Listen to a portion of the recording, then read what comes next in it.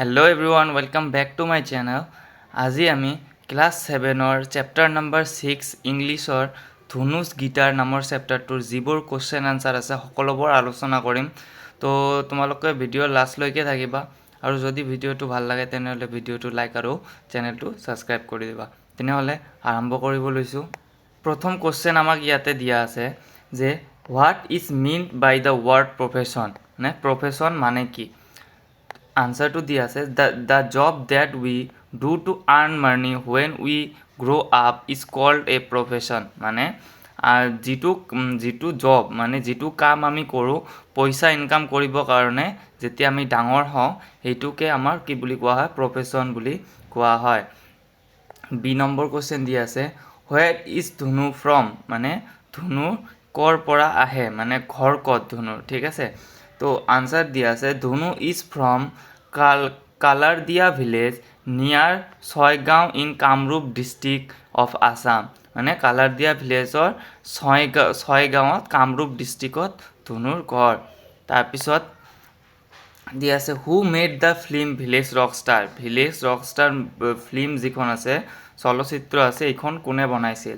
Answer আছে Rima Das made the film village Rockstar, Rima দাসে village Rockstar নামৰ আমাৰ কিখন ফিল্মখন বনাইছে। তাৰপিছত দিয়া আছে what was the name of Dhanu's brother, মানে ধনুষ ব্ৰাদাৰৰ মানে ধনুৰ যিটোৰ ভাই আছিল ভাইটোৰ নাম কি আছিল?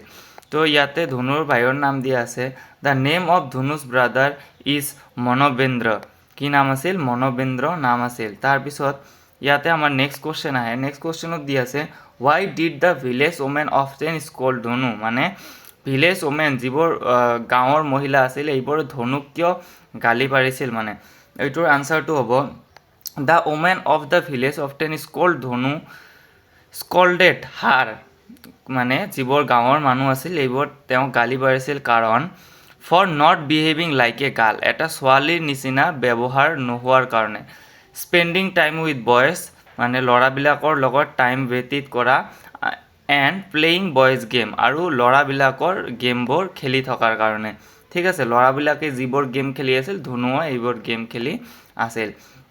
তাৰপিছত দিয়া আছে what did Dhanu's mother tell the women who scolded her daughter, মানে ধনুৰ মায়ে এই মহিলাবোৰক কি কৈছিল যিবোৰ মহিলাই মানে ধনুক কি কৰিছিল? গালি পাৰি আছিল। Dhanu's mother tell them that none of them came to help her after her husband's death, মানে যে ধনুৰ মায়ে কৈছিল যে কোনেও অহা নাছিল যেতিয়া তেওঁৰ হাজবেণ্ডৰ মানে ধনুৰ দেউতাকৰ ডেথ হৈছিল তেতিয়া মানে কোনেও হেল্প কৰিবলৈ অহা নাছিল। She has been doing both a man's job as well as women's job, মানে ধনুৰ মায়ে কি কৰিছিল? এটা ল'ৰা মানুহৰ জবো কৰিছিল, কাম কৰিছিল, আৰু এটা মহিলা মানুহৰ কামো কৰি আছিল। Earning money and looking after her children, পইচাও ইনকাম কৰিছিল আৰু কি কৰিছিল? নিজৰ ল'ৰা ছোৱালীকো দেখিছিল। হাৰ এনিমেলছ এণ্ড হাৰ লেণ্ড, তেওঁৰ যিবোৰ এনিমেলছ আছিল জীৱ জন্তু আছিল এইবোৰো দেখিছিল, আৰু লেণ্ডবোৰ যিবোৰ খেতি কৰাৰ কাৰণে আছিল এইবোৰো দেখিছিল, ঠিক আছে। তাৰপিছত যি নম্বৰটো কি দিয়া আছে what did Dhanu decide to do after meeting the musicians at a local event, ধনুৱে কি ডিচাইড মানে কি সিদ্ধান্ত লৈছিল আফটাৰ মিটিং, মানে মিউজিচিয়ানবোৰৰ লগত দেখা কৰাৰ পাছত এটা লোকেল ইভেণ্টত, ঠিক আছে। ইয়াতে আনসাৰ দিয়া আছে Dhanu decides to form her own band with her friends, মানে নিজৰ এটা বেণ্ড বনাব খুজিছিল তেওঁৰ বন্ধুবিলাকৰ লগত। She and her friends make straw from cutouts of guitars and other instruments and pretend to play them on stage, মানে সিহঁতে মানে ডুপ্লিকেট মানে গিটাৰ বনাইছিল কিহেদি? ষ্ট্ৰ' ফৰ্মছ, মানে আমাৰ কিছুমান এনেকুৱা ধৰণৰ বস্তু দি বনাইছিল যিবোৰ দি ইহঁতে কি কৰিছিল? প্ৰিটেণ্ড কৰিছিল, মানে এনেকুৱা ভাবিছিল যে আমি ষ্টেজত পাৰফৰ্মেঞ্চ দি আছোঁ, এইটো ভাবি ইহঁতে কি কৰিছিল? এইবোৰ চলাইছিল।